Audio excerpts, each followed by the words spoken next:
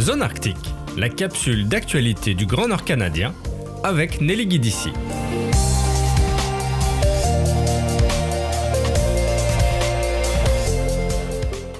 Une étude internationale publiée en avril 2025 dans la revue Nature a analysé l'évolution des plantes dans 45 sites répartis dans l'Arctique circumpolaire. 55 chercheurs du Canada, des États-Unis, du Danemark, de la Finlande ou encore de la Norvège, pour n'en citer que quelques-uns, ont analysé 2174 parcelles. Des enquêtes répétées de ces parcelles entre 1981 et 2022 ont permis de comprendre en partie les changements de la flore arctique au long terme.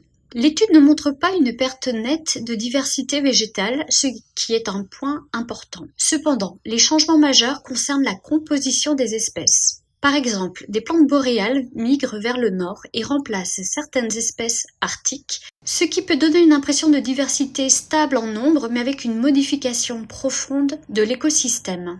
Pour Marc Vellan, co-auteur de l'étude et professeur en écologie dans le département de biologie de l'Université de Sherbrooke au Québec, plus le réchauffement climatique s'intensifie et plus les changements écologiques de la végétation augmentent. Il faut donc s'attendre à ce que certaines espèces en remplacent d'autres. On entend parler beaucoup d'une perte de biodiversité globale, mais dans le cas de l'Arctique, le toundra, on n'a pas vu une perte de diversité. C'est-à-dire que si tu comptes le nombre d'espèces dans une parcelle quand il est dans les années 90 et tu retournes aux mêmes parcelles aujourd'hui, moyennement, on n'a pas vu un changement dans la diversité, le nombre d'espèces, mais on a vu un changement de quelles espèces sont là. C'est-à-dire que progressivement, au fil du temps, certaines espèces vont disparaître, donc d'autres espèces vont arriver, et donc il y a un changement dans la composition. Et un des aspects de ce changement, c'est une augmentation de l'importance des arbustes. Donc certaines espèces gagnent, et d'autres des espèces,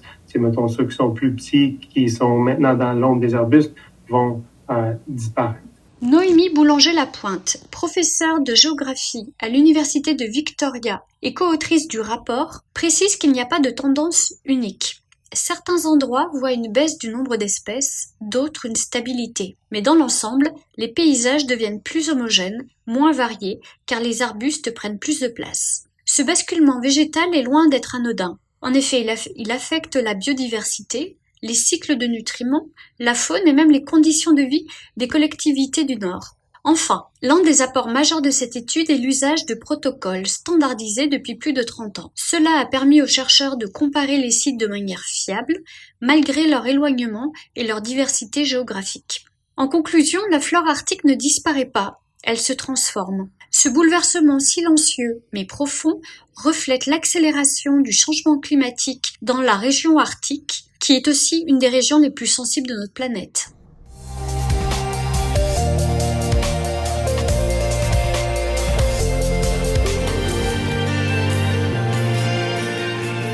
C'était Zone Arctique, la capsule d'information du Grand Nord canadien avec Nelly Guidici.